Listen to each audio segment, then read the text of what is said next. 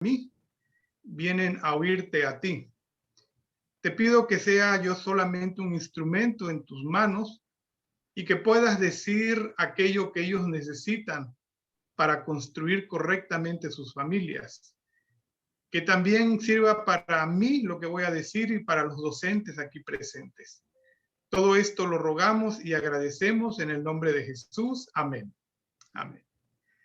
Bueno, yo les decía, me siento contento de estar con ustedes y esta tarde estuve pensando muy bien, por Dios, podemos abordar esta temática tan importante, muy interesante, pero sumamente importante, porque la temática de hoy es cómo construir valores en nuestra familia. Fíjense, está el qué y el cómo. El qué en automático lo sabemos, tenemos que construir valores en la familia. El cómo es algo más profundo, porque se trata de darnos herramientas que nos ayuden a empoderar nuestro círculo familiar para construirlo y hacerlo más eficiente, más sólido, más efectivo. Y máxime en estos tiempos donde hay una escala de antivalores que la sociedad ahora ha catalogado como buenos y a muchos de esos antivalores le llama valores y viceversa. Entonces, nosotros tenemos que estar muy bien enfocados sobre el qué, por supuesto, pero más específicamente sobre el cómo. Construir valores en mi familia, en nuestras familias. Me gusta mucho esa historia muy conocida del Señor Jesús. Es la familia modelo, la de María, José y Jesús. Cuando fueron allá al templo de Jerusalén, Jesús tenía 12 años y entonces el texto bíblico allí en el Evangelio de San Lucas dice que iba con sus padres a adorar. Pero resulta que cuando regresan del templo y salen luego de la ciudad de Jerusalén, habían caminado un día y en ese día José y María se dan cuenta que el niño de 12 años no estaba con ellos. Y bueno, como todo padres y madres desesperados, empiezan a buscarlo. Y la narrativa bíblica dice que demoraron 3 días buscándolo. Imagínense, un día de camino, pero ese un día lo multiplicamos por 3. Ellos trabajaron 3 días de camino en la búsqueda de Jesús. Finalmente lo encontraron y la palabra de Dios dice que lo vieron dentro del templo asombrando a los sacerdotes con la calidad de diálogo y plática que él sostenía con los doctores de la ley. Entonces, pues allí finalmente les dicen que vaya con ellos. Él les dice esto que es muy conocido: no sabéis que en los negocios de mi padre debo estar, ¿no? Y entonces finalmente él regresa, y me gusta que la palabra de Dios usa ahí la frase que estaba sujeto a sus padres, así que regresa con ellos en sujeción. Y este episodio bíblico termina diciéndonos, cerrando con broche de oro, del crecimiento de un niño en formación acerca de un desarrollo armonioso e integral, porque crecía en sabiduría, en estatura y en gracia para con Dios y los hombres. Imaginémonos la responsabilidad de José y María. Si alguien tenía que ponerle muchas ganas y mucho empeño a colocar valores en su familia, eran ellos, porque del éxito de ellos colocando valores dependía la salvación de la humanidad. Si ellos hubiesen fallado en su trabajo de construir en su entorno familiar, de enriquecer específicamente en el área de los valores, bueno, yo creo que probablemente la historia que tendríamos sería otra, sería diferente. Así que, por supuesto, Jesús se lleva el aplauso en primer lugar, es digno de adoración, pero María y José se llevan un aplauso en segundo lugar, porque ellos supieron el qué poner valores y el cómo poner valores. Ahora, para contestar la pregunta del cómo poner valores, me gustaría precisamente mencionar algunos aspectos de la historia bíblica que acabo de narrar. Contestar, repito, el cómo. Son 6 aspectos. En primer lugar, allí dice que ellos iban todos los años a la fiesta espiritual, pero dice sus padres. Iban sus padres todos los años a la fiesta espiritual. Yo les pregunto, queridos padres, cuando nosotros buscamos la espiritualidad, la cercanía con Dios, la proximidad con la Santa Biblia, independientemente del credo religioso que tengamos, la asistencia a los templos, aparte del aspecto salvífico, que eso lo manejamos en la iglesia, eso no es lo que estamos enfocando aquí. Aparte del aspecto salvífico, estamos buscando nosotros el aspecto de los valores, del enriquecimiento del entorno familiar. Pero aquí fíjense ustedes qué interesante lo que hacían los padres. Todos los años iban a recargarse de valores. Entonces buscaban continuamente la dirección divina para poder llenarse de esa fuerza vital, de esa capacidad que les permitiese integrar valores en la enseñanza de su Hijo, de Jesucristo. Les quiero decir algo, los maestros del colegio Montón, mis respetos, de chulada de maestros, doy fe de eso. ¿Tienen maestros ustedes excelentes, queridos padres, que atienden a sus hijos? ¿Tienen un capellán que vela por la espiritualidad de sus hijos, de los maestros y de ustedes? ¿Tienen toda esta riqueza? Pero les digo algo, queridos padres, para contestar el cómo construir valores en la familia, el papel preponderante en primer lugar recae sobre ustedes los padres. Los maestros, el capellán, la dirección son aliados.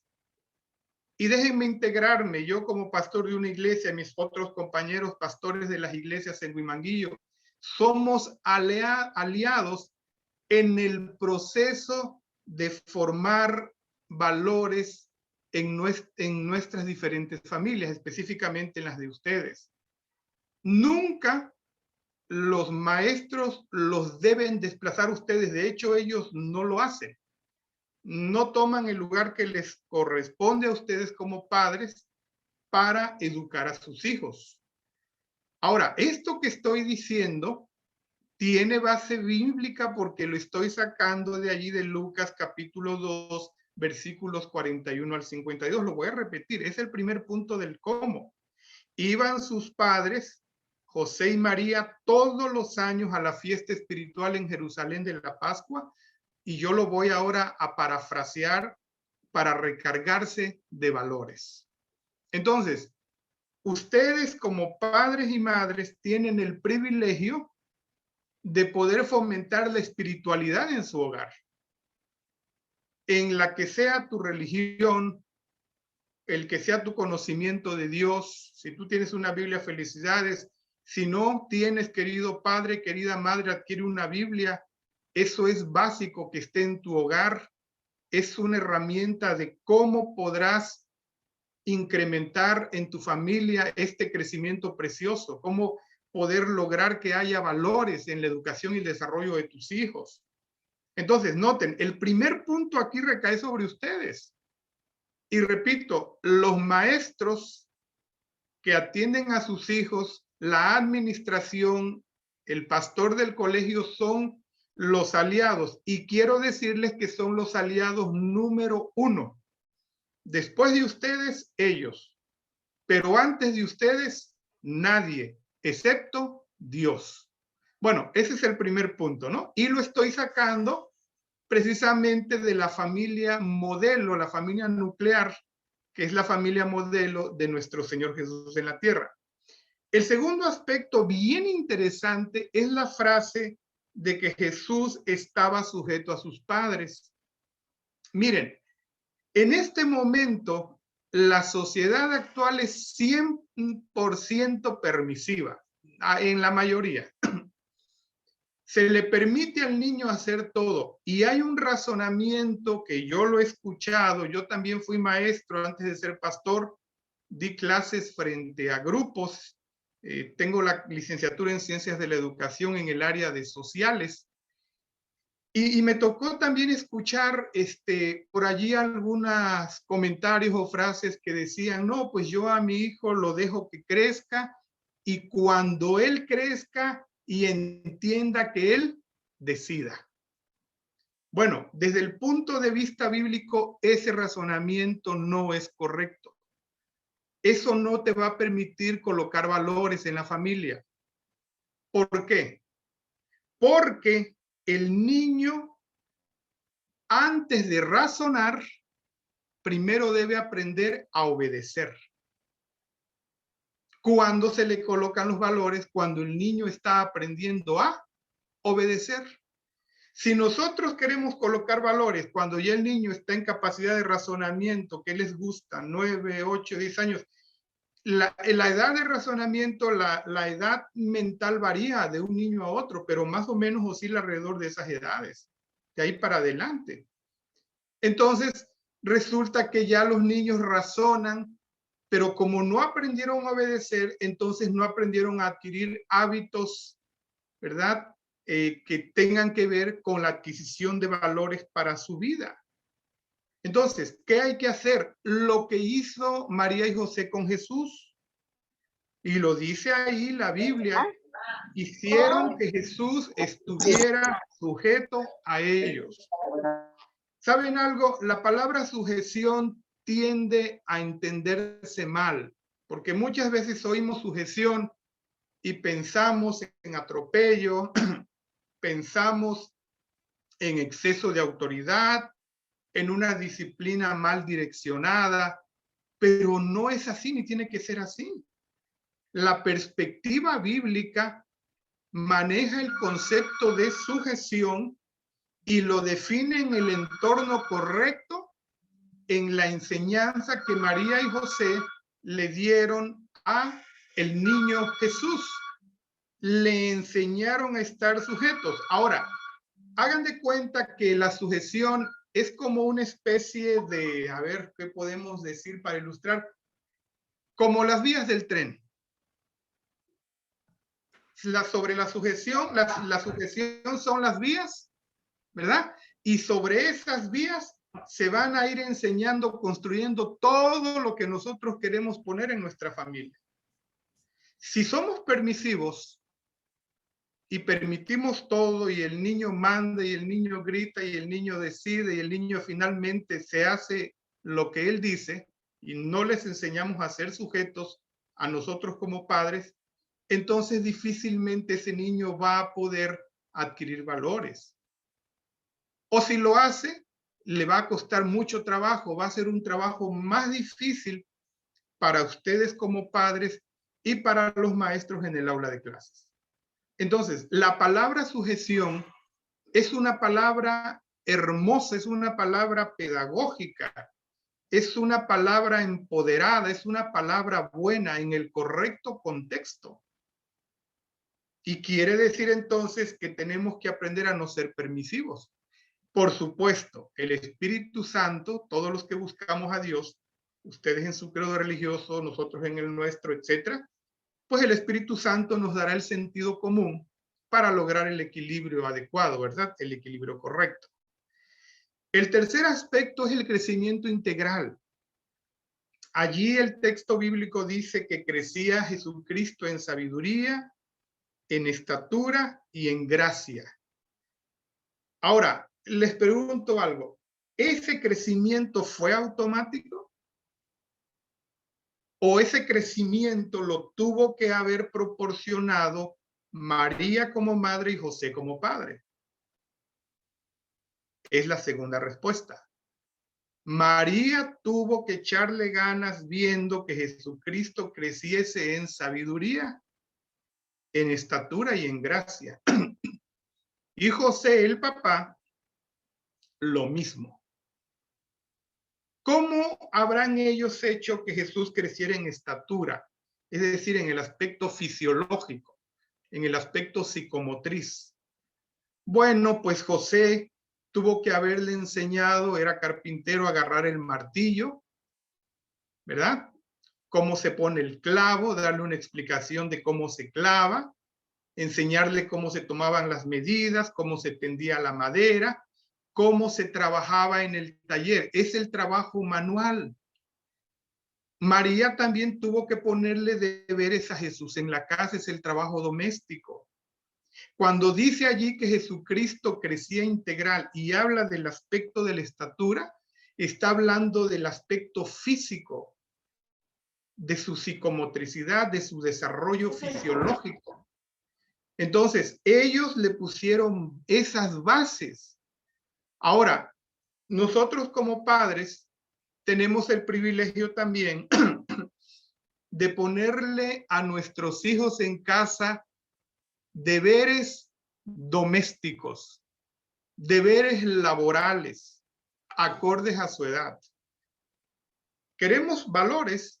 No permitas que tu hijo llegue, bueno, iba a decir llegue de la escuela, pero ahorita no van a la escuela, ¿no? Cuando se desconectan, no permitas que tu hijo, fuera de hacer la tarea, haga nada. No. ¿Qué valores quieres fomentar? Laboriosidad, utilidad. Hay tantos valores, pues hay que enseñarles que en la casa hay deberes que cumplir para que crezca semejante a Jesucristo en estatura, en el aspecto físico. También el crecimiento en sabiduría, que tiene que ver con el área cognoscitiva. Y bueno, ahí sus maestros, los que son sus principales aliados, pues se pintan solos, ¿eh? Chulada de maestros, son buenazos enseñando las artes, las ciencias, el área del conocimiento, pero no se les debe dejar a ellos solamente esta tarea. El padre y la madre tienen el privilegio, y noten que yo no estoy usando la palabra deber, aunque también cabe, ¿eh? Estoy usando la palabra privilegio, porque es un privilegio de trabajar en sus hijos en el área cognoscitiva, apoyar a los maestros y desarrollar en ellos el área mental. Y también está el área de la gracia, que es el área espiritual.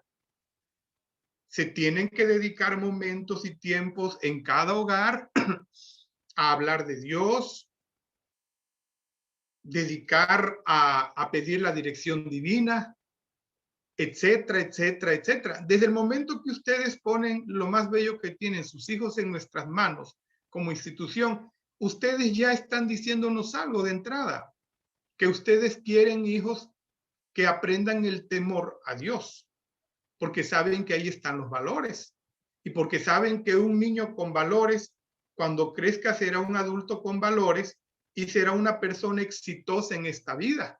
Y es precisamente lo que ustedes como padres y la institución como colegio estamos buscando. Entonces, padres, aliados con los maestros en el crecimiento integral.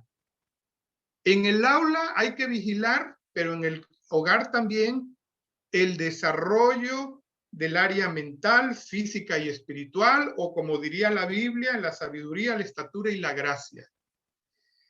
Y el cuarto aspecto importantísimo es que la primer maestra que tuvo Jesucristo fue su madre,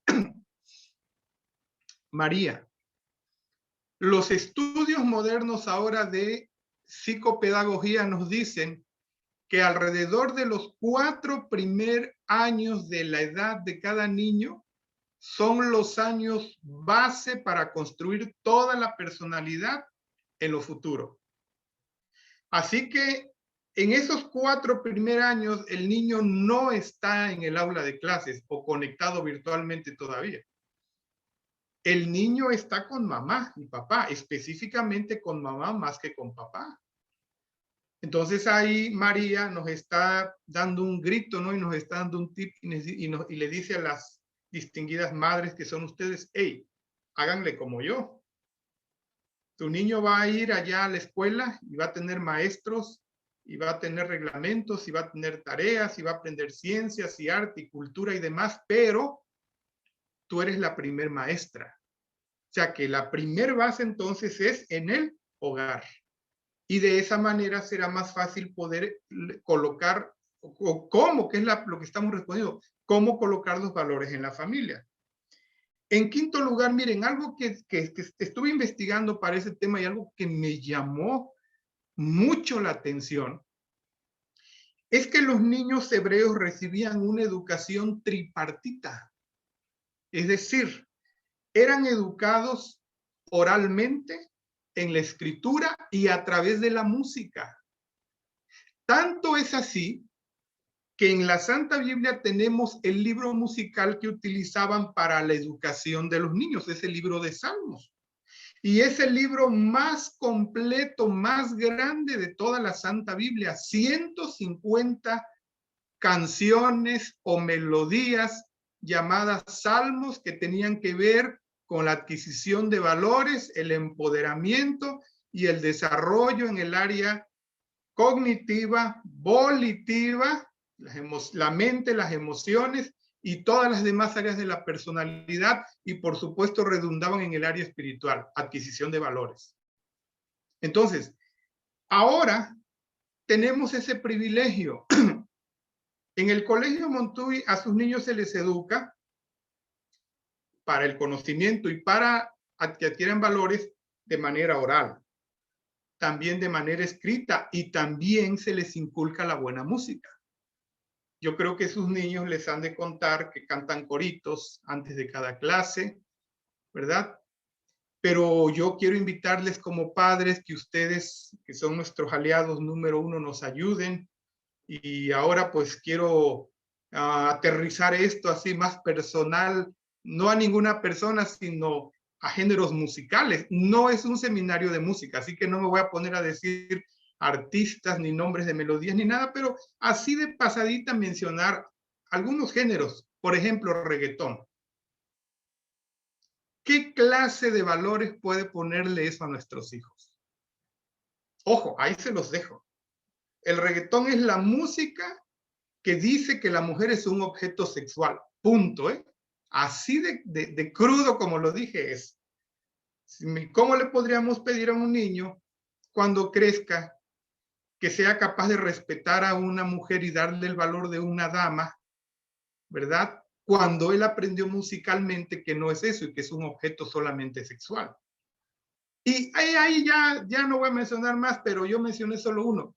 Es decir, ¿qué quiero decir? Que en el hogar tenemos que inculcar valores a través de la música.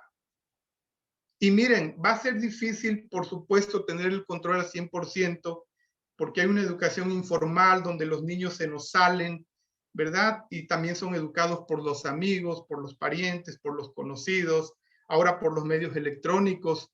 Eso quizá nos rebase. Sin embargo, no por eso vamos a nosotros a bajar la valla y a darnos por vencidos antes de tiempo. Hagamos nuestra parte. Ustedes en la escuela, perdón, en los hogares, y nosotros en el colegio. Así que ayúdennos con el aspecto musical. Piensen, por favor, qué tipo de música oyen mis hijos, porque eso se va a traducir en valores o en antivalores. Ok. El aspecto número 6 es el versículo 52 de este episodio bíblico, donde dice ahí la parte final, en gracia para con Dios y los hombres. Es decir, ahí se está hablando de prioridad. Primero Dios y luego los demás.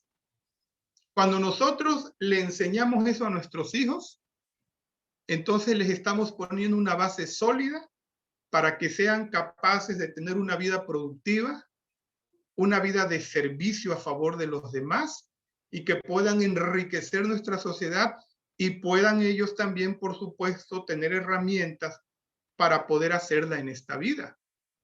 Pero primero debemos enseñarles que deben poner a Dios en primer lugar.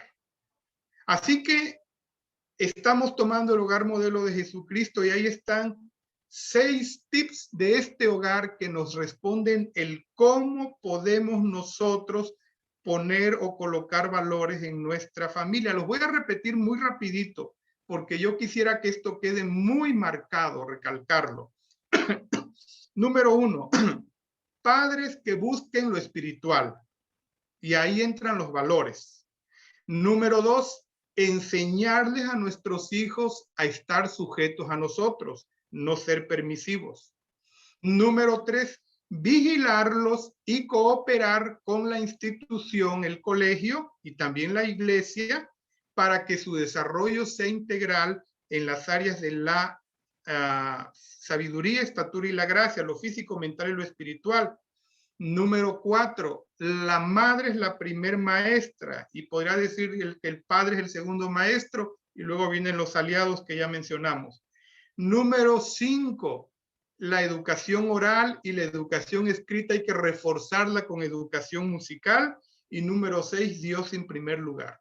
Y entonces vamos nosotros a poder implementar una escala correcta de valores que se traduzca en una personalidad ecuánime, centrada, profesional, de primera en nuestros hijos. Ahora, los valores inculcados correctamente en la infancia, según la Biblia, permanecen en la edad adulta, inclusive hasta la vejez. Lo dice Proverbios 22:6. Instruye al niño en su camino y aun cuando fuere viejo no se apartará de ese camino. Este versículo, queridos padres, perdón, nos está trazando una línea de vida, ojo, una línea de vida, pero con valores. Fíjense, lo repito. Allí Salomón, que es el hombre más sabio que ha habido en la humanidad después de Jesucristo, el más sabio en pedagogía, más sabio en relaciones familiares, etcétera, en todo, después de Jesucristo, está trazándonos una línea de vida que va desde la niñez hasta la vejez. Instruye al niño y cuando sea viejo. Así que el niño pasa por la adolescencia, pasa por la juventud, pasa por la edad madura y pasa por la vejez y llega hasta la vejez instruido o sin instrucción, con valores o sin valores. Y al decirnos que lo instruyamos en el camino correcto, nos está hablando de la adquisición de valores que debe haber en esa etapa temprana, se deben colocar en el hogar y en la escuela y la iglesia, para que el niño pueda crecer y pueda lograr toda esa línea de vida con esa escala correcta de valores. Desafortunadamente, existen muchas vidas, y lo vemos en la sociedad actual, con una línea de vida sin valores. Lo voy a leer en la Santa Biblia, en Primera de Pedro 1, en el versículo 18. Miren lo que escribió Pedro. Pues ya sabéis que fuisteis rescatados de vuestra vana manera de vivir. Ahí lo dejo. Ojo, fíjense lo que dice Pedro. Ya sabéis que fuiste rescatado de tu mal modo de vida, de tu manera vana. Usa la palabra vana, vanidad. Fuiste rescatado de una vida sin sentido, de una vida sin valores, de una vida sin equilibrio, de una vida sin enriquecimiento, de una vida que fuese productiva. ¿A quién le pone eso Pedro? Se lo pone a personas adultas. ¿Qué consejo maneja, qué concepto maneja Pedro ahí? La palabra, el concepto es rescatar. Rescatar a los adultos, pero aquí estamos hablando de niños, de hijos de ustedes. Así que aquí no podemos utilizar nosotros la palabra rescatar. el mismo concepto lo aterrizamos con una palabra que podemos aplicar y es la palabra prevención. Tenemos que prevenir que nuestros hijos tengan una mala manera de vivir. Así diría ese versículo desde el punto de vista preventivo. Y espero que Pedro, ¿verdad? Bueno, no nos puede dar permiso, él está muerto, pero espero que Pedro, si estuviese vivo, no dijese nada, ¿no? Porque estamos usando el versículo, pero dándole un enfoque para ustedes y para nosotros desde la perspectiva de la prevención. Así que sí se puede, en vez de rescatarlos, prevenir, formarlos. ¿Por qué trabajar con ellos ya grandes? Claro, si hay que hacerlo, se va a hacer con gusto. Para sacarlos de la vana manera de vivir, las borracheras, la drogadicción, la violencia intrafamiliar, que anden robando, bueno, tanta cosa, que son la ausencia de valores. Mejor ahora, cuando son niños, en vez de prevenir, de rescatar, prevengamos.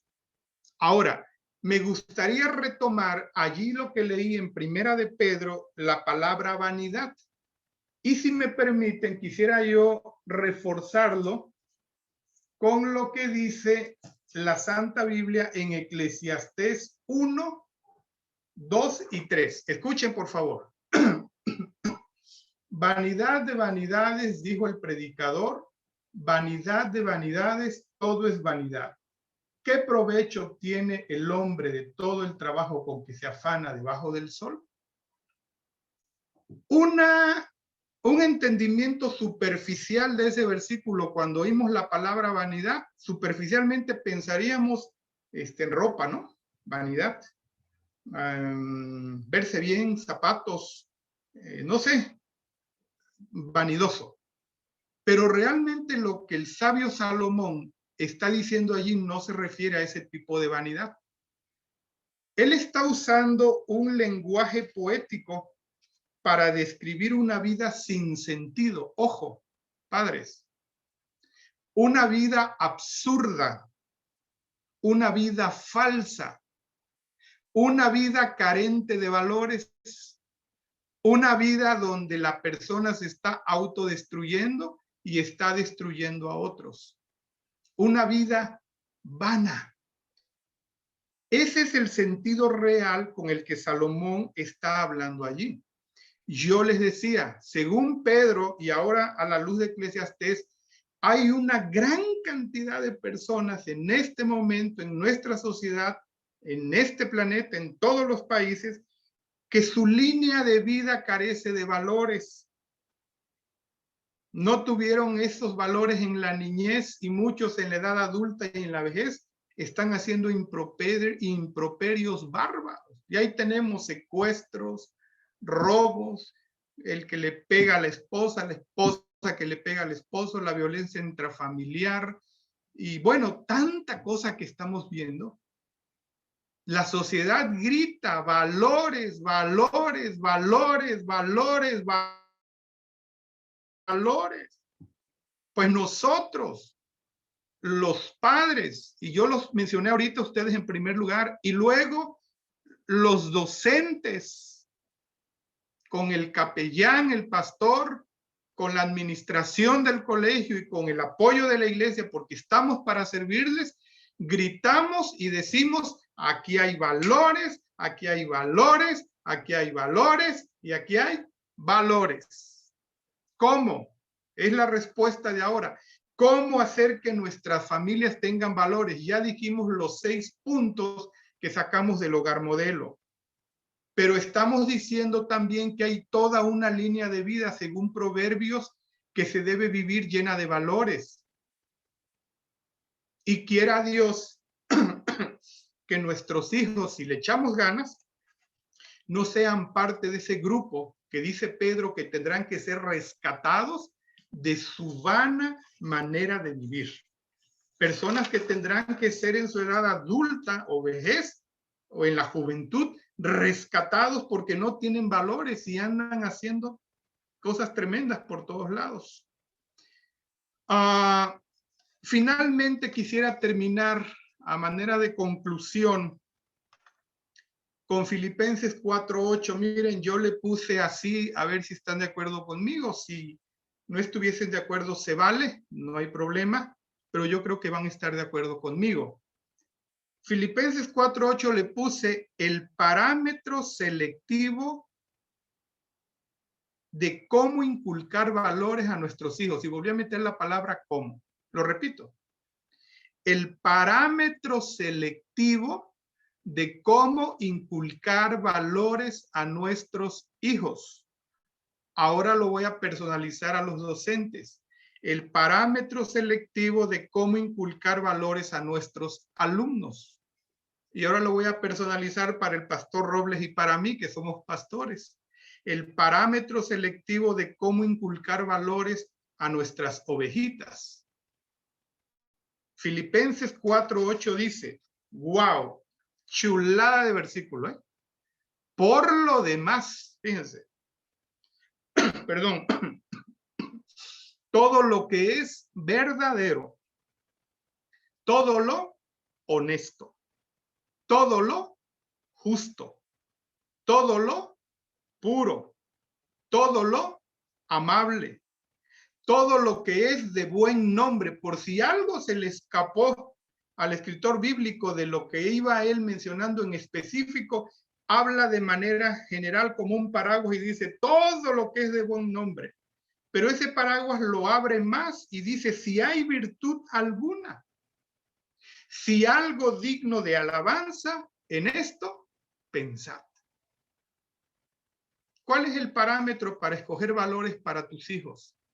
Pues ahí está. Tú tienes como padre que decir, a ver, esto es honesto, esto es puro, esto es verdadero, esto es amable, esto es de buen nombre. Esta es buena compañía, esta es buena música, esta es buena literatura, este es un buen hábito. O sea, ¿queremos valores? Dice aquí en esto pensar, pues tenemos que pensar en todas las áreas, porque recuerden que la educación es integral, ya lo vimos, ¿no? Físico, mental, espiritual, todas las áreas. Y entonces, bajo este parámetro, tenemos que direccionar nuestra selección y decir esto sí, esto no. Mira, papacito, mira, mamacita.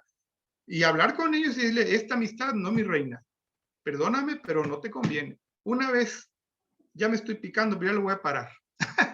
Una vez, yo llevé la maestría en vida familiar en la Universidad de Montemorelos. Y hubo una materia que me gustó mucho, que era intervención en crisis. Y fue a verme una madre desesperada porque ya no aguantaba a su hija. Y me dijo, ¿qué hago? Le dije, mire, entre usted, porque ella me dijo, es que quiero mostrarme como su mejor amiga. Le dije, imposible. Hay una brecha generacional entre usted y su hija que la amistad no puede borrar ni superar.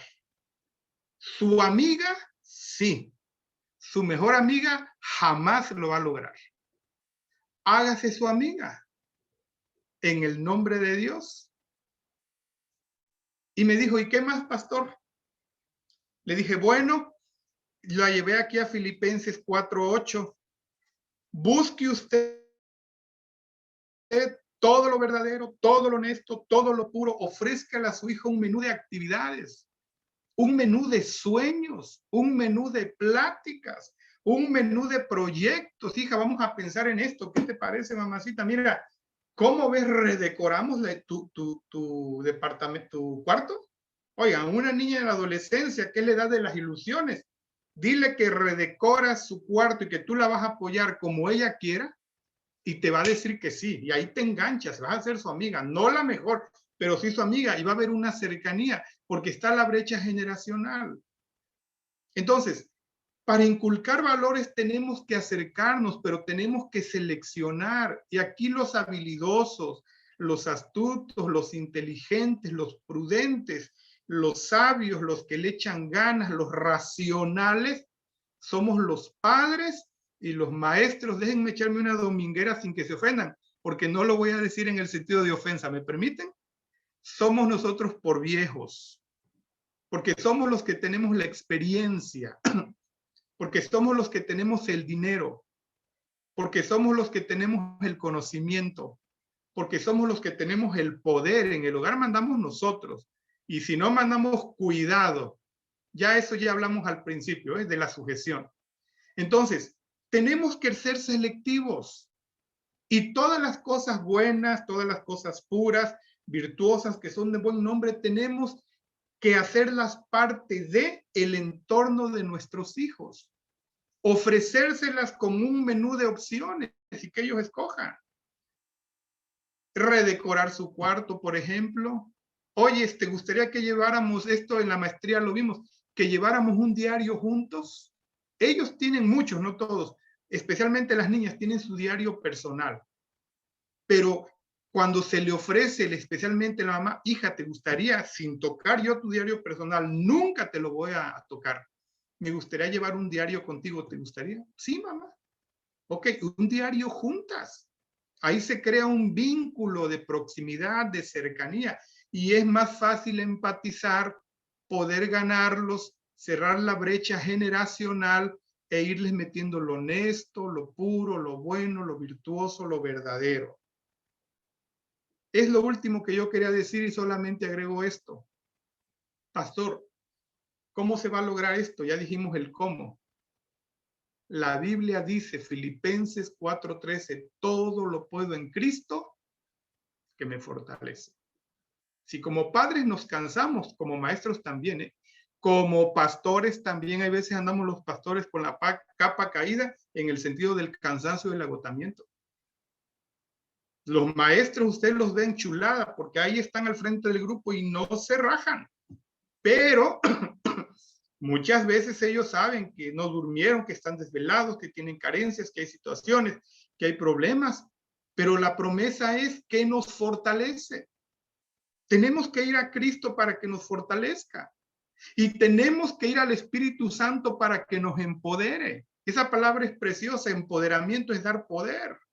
Es una de las especialidades del Espíritu Santo, darnos poder. ¿Quieres tú ser un padre virtuoso, un padre poderoso para poder construir valores en tus hijos? Permite que Jesucristo y el Espíritu Santo te den las herramientas y lo vas a lograr. Igualmente para los que son docentes y para los que somos pastores. Deseo mucho que Dios les bendiga. Gozo mucho yo estar en actividades del colegio, aunque sea así, porque no pierdo mi otra capa. Ahorita me voy a una campaña bíblica, voy a la iglesia de Dorado a predicar en una campaña de evangelismo, pero ha sido un privilegio y un placer estar con ustedes, Colegio Montuy. Padres, chulada de padres, Dios los bendiga.